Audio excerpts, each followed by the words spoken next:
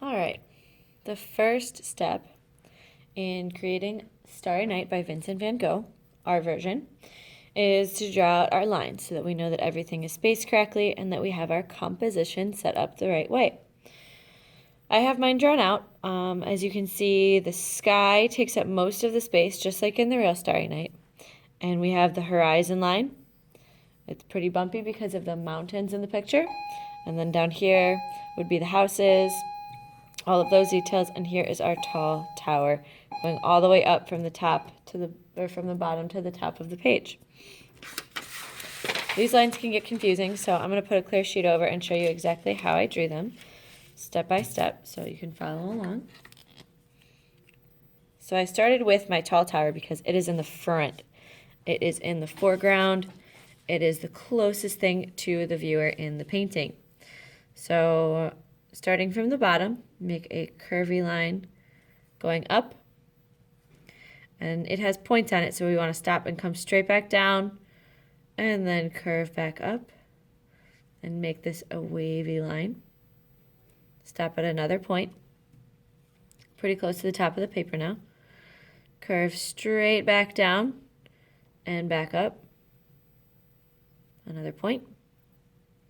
Straight back down for just a little bit this time, and then come back up and create that curve for the top point. Then we need to come straight back down in a curvy way. Continue down the other side with wavy lines, and then you need to come straight up and in for a point. Back down, curvy lines, another point, straight back up, another point, curving down, and all the way back to the ground.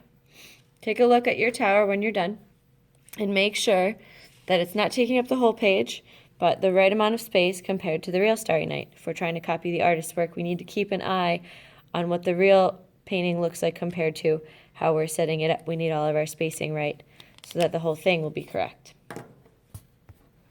Then for my horizon line, I'm going to make sure that I go from one side of the paper to the other. Now, since it's not just a straight across horizon line, I need to make sure that this is a wavy line as well. So I started over here and curved down a little bit.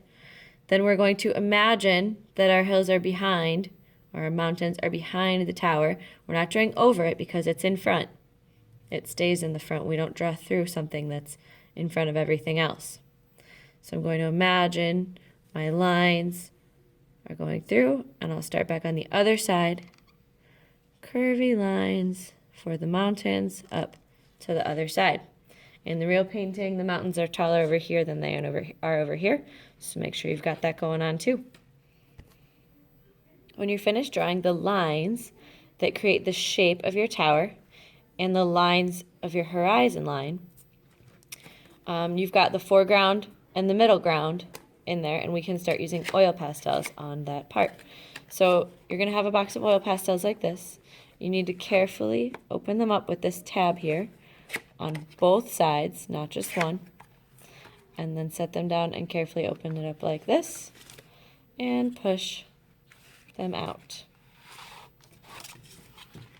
Try to keep them as nice and neat as possible, remembering that oil pastels are very fragile.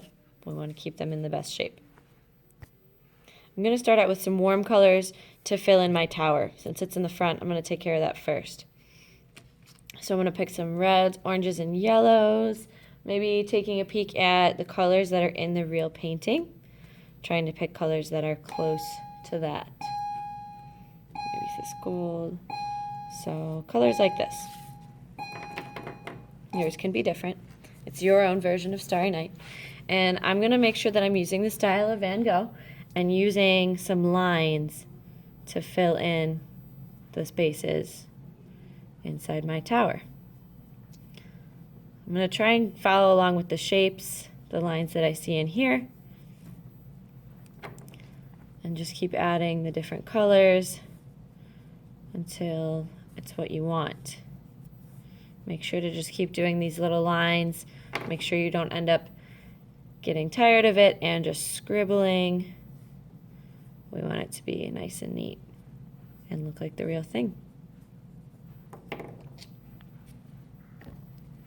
You can even take some black and make some of these areas even darker than the black background paper. Maybe fill in the outside of your shape with the black.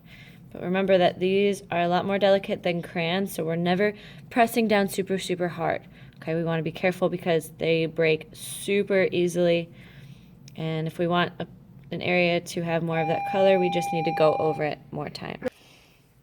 The more time you put in, the more details you will have, the cooler it will look. So just be patient, keep working at it until you have the tower you desire.